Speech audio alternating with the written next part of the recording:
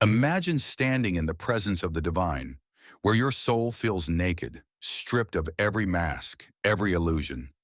Time dissolves, the world falls away. Nothing remains but you and him. In that sacred silence, a whisper arises. Ar-Rahman, Ar-Rahim. Words not merely uttered, but unveiled. What do they mean beyond language? Why are these names so central, not just in Surah Al-Fatiha, but in the very essence of existence? What mystery is concealed behind them? And why does the divine immediately follow with Maliki Yawmid-Deen, Master of the Day of Judgment? To the Sufi, these verses are not mere praises. They are cosmic coordinates in the vast spiritual map of the soul's return to its origin. This is not theology. This is the path. Let us journey together, verse by verse, unveiling their secrets.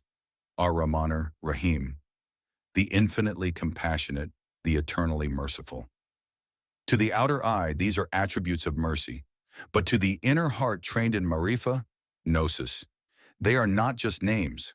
They are states of being, the veils through which divine light manifests itself in creation. Ar-Rahman refers to the universal mercy. It is the all-encompassing compassion that saturates every atom, from the movement of galaxies to the flutter of a butterfly's wings. Ibn Arabi calls Ar-Rahman the breath of the merciful, the divine exhalation that gave existence to all that is. From this nafas Ar-Rahman, the universe was born, not as a mechanical act, but as an act of pure love. This is not a distant compassion. It is immanent, like the warmth of the sun that touches all, regardless of who you are. It is unconditional, flowing even to the heedless and the rebellious. Why? Because existence itself is mercy. To exist is to be under the embrace of Ar-Rahman. As Rumi says, the moment you were born, a mercy was cast upon you, and you became wrapped in its endless ocean. Ar-Rahim, however, is more intimate. Where Ar-Rahman is general, Ar-Rahim is specific. It refers to the mercy reserved for the aware, the yearning, the sincere traveler on the path of truth. It is the secret that pours itself into the hearts of those who remember, those who turn inward. If Ar-Rahman is like the rain that falls on all, Ar-Rahim is like the spring that gushes only in the soil that is fertile. And yet, here is the mystical paradox. Both names stem from the same root, Rama, the womb-like mercy. The very word implies a sacred gestation. So what are you being gestated into? A higher self, or the remembrance of who you truly are, a spark of the divine, wrapped in mercy, birthed into trial, called to return. To invoke these names is not to call upon distant attributes. It is to awaken to your own nature, which was created in the image of the merciful. The Sufi does not merely say Ar-Rahman Ar-Raheem. He becomes it. He embodies it. He reflects it in his gentleness, in his patience, in his ability to see God. As Abdul Karim al-Jili said, the mercy of God is not just that which descends from him, it is that which is realized through us. This brings us to the fourth verse, the balance. Maliki Yawmid-Deen, Master of the Day of Judgment. A shift from mercy to majesty, from the womb to the throne. In Sufi metaphysics, this verse doesn't contradict the previous. It completes it. Where Ar-Rahman and Ar-Rahim speak of love, Maliki Yawmid-Deen reminds us of order, justice, accountability, and ultimately awakening. The Day of Judgment is not merely a future event. The Sufis often interpret Yawmid-Deen as an inner moment, a present reality, a state of unveiling when the veils of illusion are torn, and one is confronted with the truth of their deeds, their essence, their soul's alignment with divine will. Every day you are brought before a moment of reckoning, a spiritual mirage, ascension, where you must answer, did you live in alignment with love? Did you reflect Ar-Rahman? Did you embody Ar-Rahim? Or did you veil yourself from the mercy you were born from? Malik means owner, but more deeply, sovereign. It is the recognition that no other will has final say, no ego has real power. On that day, or in that state, the soul realizes fully that nothing belongs to it. Not its wealth, its pride, its name, its actions. All belongs to the One. That is the great unveiling. And that is why the ego fears this verse. Yet the Sufi embraces it. Why? Because Malik is not a tyrant. He is the same being who is Ar-Rahman. The judgment is not cruel. It is clarifying. It doesn't destroy. It purifies.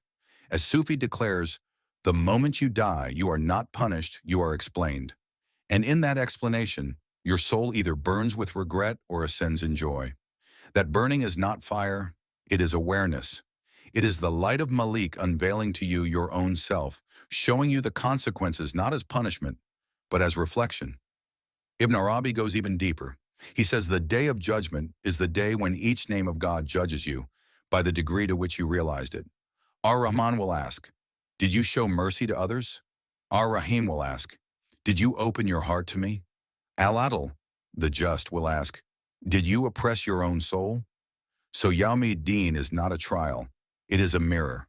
And what you see in that mirror depends on how you've lived these names. A deeper unity. To the Sufi, the juxtaposition of mercy and judgment is not contradiction, it is unity. Jamal, beauty, and Jalal, majesty, are two wings of the same bird. One lifts you with love, the other disciplines you with truth. Both are necessary for flight. Without Rama, the journey would break you. Without Deen, the journey would delude you. The Sufi path is not mere ecstasy. It is discipline bathed in divine intimacy. It is annihilation, fana, of ego in the ocean of divine will, and then subsistence, babakwa, in the realization that everything is Him, even the moment of judgment. So when you recite these verses, let them not pass through your lips. Let them burn into your being. Let them shape your actions, your perceptions, your entire orientation. Don't just read Ar-Rahman Ar-Raheem. Become a mercy to the world. Don't just fear Maliki Yawmid-Deen. Prepare for it by unveiling now. For the final judgment is not in the future. It happens every moment. Your soul awakens to its own reflection. Let the names live in you. Dear seeker, this is not theory. These verses are keys. Use them. Meditate upon them. In your stillness, repeat, Ar-Rahman, Ar-Raheem, Maliki Yawmid-Deen. Ask yourself, how can I reflect these names today? Who needs my compassion? Where must I be just, even to myself? What part of me is still asleep, unaware that the judgment is already unfolding? If you've been touched by this insight, let it move you. Share it. Speak of it. Reflect on it in solitude. And most of all, live it. The names are not just His. They are your destiny.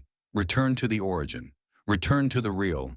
Return to the one through the doorway of mercy in the corridor of truth. Peace be upon you, O traveler of the inward path.